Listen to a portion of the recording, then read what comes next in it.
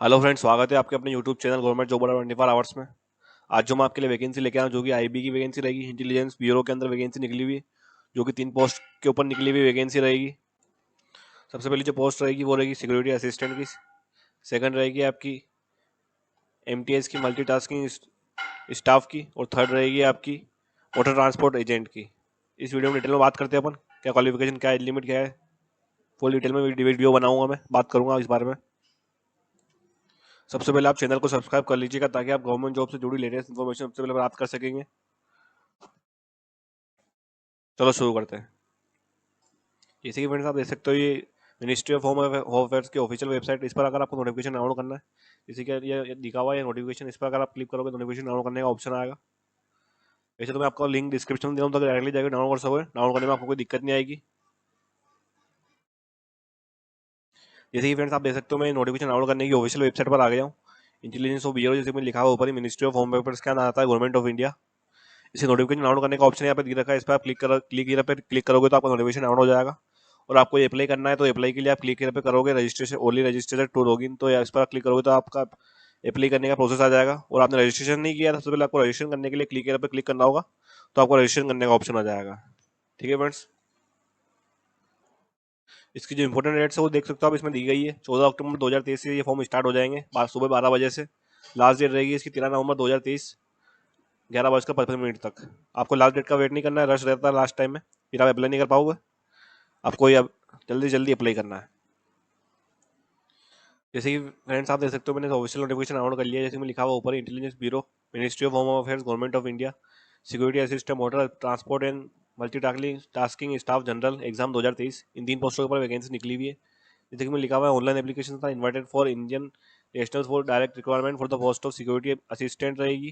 Second post water transport multi tasking staff in following subsidiary intelligence bureau, ministry of home affairs, government of India के अंदर आती है। उसके बाद बात करते हैं उनके स्टेट में कितनी का वैकेंसी निकाली गई है। उनकी स्टेट में कितनी का वैकेंसी है कैटेगरी वाइज। सबसे पहले जो पोस्ट आती है अगरतला के लिए, देख सकते हो आप इसमें एस एम टी के लिए, मल्टीटास्किंग स्टाफ के लिए, जनरल के लिए 4 वैकेंसी है, एस सी के लिए 1 है, एस टी के लिए 1, टोटल वैकेंसी 6 रहेगी आपकी। और एम टी एस जनरल के लिए देख सकते हो 1 वैकेंसी निकाली गई, टोटल आपकी 1 वैकेंसी है। उसके बाद अहमदाबाद के लिए देख सकते हो आप, इसमें 6 वैकेंसी रहेगी आपकी एस एम टी के लिए। और 9 वैकेंसी रहेगी आपकी एम टी एस जनरल के लिए, 9 जनरल के लिए। तो आपकी एस सी एम टी के लिए रहेगी 1, आपकी टोटल आपकी वैकेंसी 9 निकाली गई है, 14 आपकी रहेगी एम टी एस जनरल के लिए। उसके बाद जो अगली वैकेंसी आती है एजवाल के लिए, टोटल वैकेंसी 3 रहेगी आपकी एस एम टी के लिए, एम टी एस जनरल के लिए 3 वैकेंसी, 66 वैकेंसी टोटल रहेगी। उसके बाद बात करते हैं अमृतसर के लिए, 3 वैकेंसीज रहेगी जनरल के लिए, टोटली 3 है इसके अंदर, 2 वैकेंसीज रहेगी आपकी एम टी एस जनरल के लिए। उसके बाद आती है बेंगलुरु। बेंगलुरु के लिए आप देख सकते हो 8 वैकेंसी टोटल रहेगी आपकी एस एम टी के लिए, और एम टी एस जनरल के लिए 14 वैकेंसी टोटल रहेगी। उसके बाद जो अगला आता है भोपाल, 11 वैकेंसीज रहेगी आपकी एस एम टी के लिए, और एम टी एस के लिए रहेगी आपकी 5 वैकेंसीज टोटल। कैटेगरी बाद आप चेक कर लेना, इसमें कुछ कैटेगरी आप अप्लाई कर रहे हो। उसके बाद भुवनेश्वर के लिए देख सकते हो आप, इसमें वैकेंसी रहेगी आपकी 9, और एम टी जनरल के लिए कोई वैकेंसी नहीं, 0 है। उसके बाद चंडीगढ़ के लिए आप देख सकते हो, इसमें 9 वैकेंसी निकलने का एस एम टी के लिए, 7 वैकेंसीज रहेगी आपकी general M T S general के लिए। चेन्नई में आप देख सकते हो, इसमें 9 वैकेंसीज रहेगी आपकी एस एम टी की, 14 वैकेंसीज रहेगी आपकी जनरल एम टी एस वाली।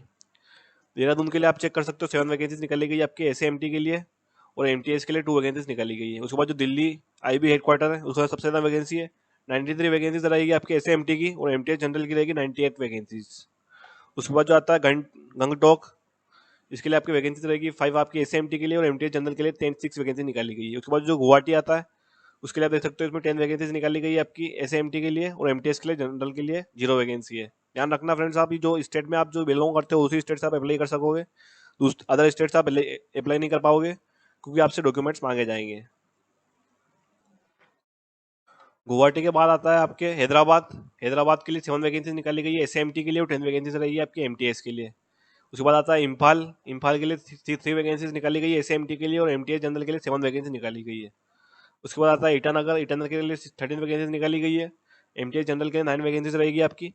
और जयपुर जो आता है, जयपुर के लिए 13 वैकेंसीज निकाली गई है एस एम टी के लिए, और एम टी एस जनरल के लिए 7 वैकेंसी निकाली गई, जो कि मल्टी टास्किंग स्टाफ रहेगा। उसके बाद जो जम्मू आता है, जम्मू के लिए 5 वैकेंसीज निकाली गई है एस एम टी के लिए, जो कि मोटर ट्रांसपोर्ट एजेंट रहेगा, और एमटीएस जनरल के लिए 6 वैकेंसी निकाली गई है टोटल। उसके बाद जो आता है कलिम्पोंग, जो कि वैकेंसी निकाली गई है 4 आपकी एसएमटी के लिए, और एमटीएस जनरल के लिए रहेगी 5 वैकेंसी। उसके बाद जाता है कोहिमा, उसके लिए देख सकते हो आप 6 वैकेंसी टोटल रहेगी, 4 आपकी जनरल की रहेगी और 2 आपकी रहेगी एक और कैटेगरी उसके लिए निकाली गई है। इसके बाद बात करते हैं अगले इंपॉर्टेंट पॉइंट के बारे में। उसके बाद जो अगला आता है कोलकाता, कोलकाता के लिए आपके लिए 6 वैकेंसीज एसएमटी की रहेगी और रिटर्न वैकेंसीज आपकी एमटीएस की रहेगी। उसके बाद आता है लेह लद्दाख, 0 वैकेंसीज रहेगी एमटीएस जनरल के लिए, एसएमटी के लिए 12 वैकेंसीज रहेगी आपकी और एमटीएस की 1 वैकेंसी टोटल रहेगी। उसके बाद आ जाते हैं लखनऊ, लखनऊ में आप देख सकते हो इसमें 9 वैकेंसीज रहेगी एसएमटी की, 1 वैकेंसी आपकी एसटी एमटीएस के लिए रहेगी मल्टीटास्किंग स्टाफ के लिए। उसके बाद जो मेरिट आता है, मेरिट के लिए आप देख सकते हो 5 वैकेंसी रहेगी एसएमटी के लिए, 3 वैकेंसी रहेगी आपकी एमटीएस के लिए। उसके बाद आता है मुंबई, मुंबई के लिए 10 वैकेंसी रहेगी आपकी एसएमटी की और 17 वैकेंसी रहेगी आपकी एमटीएस की। उसके बाद अगली नागपुर आता है, नागपुर के लिए 8 वैकेंसी रहेगी आपकी एसएमटी के लिए, एमटीएस के लिए रहेगी आपकी 6 वैकेंसी। उसके बाद आता है पटना, पटना के लिए आप चेक कर सकते हो 9 वैकेंसी टोटल निकाली गई है एसएमटी के लिए और एमटीएस के लिए 6 वैकेंसी निकाली गई है। उसके बाद आता है रायपुर, रायपुर के लिए 6 वैकेंसी आपके एसएमटी की और 10 वैकेंसी एमटीएस की। उसके बाद आता है रांची, रांची के लिए आप देख सकते हो 9 वैकेंसी रहेगी आपकी एसएमटी की और एमटीएस की रहेगी 8 वैकेंसी। उसके बाद आता है शिलोंग, शिलोंग के लिए 8 वैकेंसी टोटल है और एमटीएस के लिए कोई वैकेंसी नहीं है। उसके बाद आता है शिमला, शिमला के लिए 2 वैकेंसी निकाली गई एसएमटी की और 6 वैकेंसी रहेगी आपकी एमटीएस की। उसके बाद आपका जो आता है अगला सिलीगुड़ी, सिलीगुड़ी के लिए आपके लिए एसएमटी के लिए 2 वैकेंसी है, एमटीएस के लिए कोई वैकेंसी नहीं, 0 रहेगी।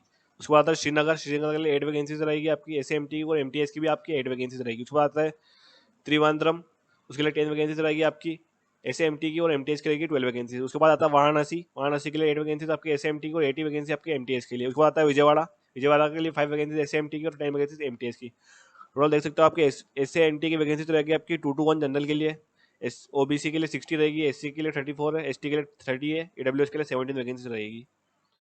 एमटीएस जनरल के लिए देख सकते हो मल्टीटास्किंग सिस्टम 183 यानी 183 वैकेंसी निकाली गई है आपकी जनरल के लिए, ओबीसी के लिए 65 रहेगी, एससी के लिए कोई वैकेंसी नहीं है इसमें, एसटी के लिए 25 है और 42 रहेगी आपकी और ईडब्ल्यूएस के लिए। टोटल वैकेंसी देख सकते हो 362 वैकेंसी निकाले गए एसएमटी और एमटीएस के लिए रहेगी 315 यानी 315 वैकेंसीज। इसके बाद बात करते हैं अगले इंपॉर्टेंट पॉइंट के बारे में। उसके बाद देख सकते हो डिस्क्रिप्शन ऑफ पोस्ट दे रखा है, क्वालिफिकेशन सब इसमें है, पहले लेवल का मिलेगा आपको, पहले लेवल आपको देख सकते हो इसमें सेंट्रल जो सर्विस रहेगी ग्रुप सी की नॉन ग्रेजुएटेड नॉन मिनिस्ट्रियल रहेगी। लेवल 3 का पे स्केल मिलेगा आपको जो कि 21,700 से लेकर 69,100 तक पेमेंट मिलेगा आपको। और एमटीएस जनरल के लिए देख सकते हो आप इसमें 18,000 यानी 18,000 से लेकर 56,900 तक पेमेंट मिलेगा आपको। और इसमें स्पेशल सिक्योरिटी अलाउंस मिलता है आपको 20% का, और cash consumption in leave duly performed on holiday subject to selling of 30 days का आपको मतलब वेकेशन में छुट्टी मिल जाएगी आपको, लीव फिजिकल लीव कुछ भी होता है तो आपको मिल जाएगी। उसके बाद जो क्वालिफिकेशन है 10th पास मांगा गया, कोई भारी क्वालिफिकेशन नहीं मांगा गया इसके अंदर, डिग्री विग्री कुछ भी नहीं मांगा गया इसके अंदर, सिर्फ आप 10th पास होने चाहिए, डोमिसाइल सर्टिफिकेट होना चाहिए आपके पास स्टेट का, जिस स्टेट से आप अप्लाई करो उसके बाद सर्टिफिकेट मांगेंगे आपसे। और आप जो एसएमटी की जो वैकेंसी रहेगी उसके लिए देख सकते हो पोस्ट रहेगी, उसके अंदर देख सकते हो आप ड्राइविंग लाइसेंस मांगा गया लाइट मोटर व्हीकल का एलएमवी, जो कि नॉलेज ऑफ थोड़ा बहुत आपको नॉलेज ऑफ मोटर मैकेनिज्म होना चाहिए, माइनर डिफेक्ट्स आपको चेक करना आना चाहिए, व्हीकल के अंदर आपको स्टार्ट नहीं होती कुछ भी दिक्कत आती है तो आपको चेक करना आना चाहिए। और आपसे एक्सपीरियंस मांगा गया है driving motor car for at least 1 year after the obtaining driving licence, driving licence complete होने के बाद आपका 1 ईयर का आपका एक्सपीरियंस का सर्टिफिकेट मांगा गया है, जो कि इसमें लिखा हुआ है desirable qualification profession of the valid driving licence for the motor vehicle issued by the complement component authority.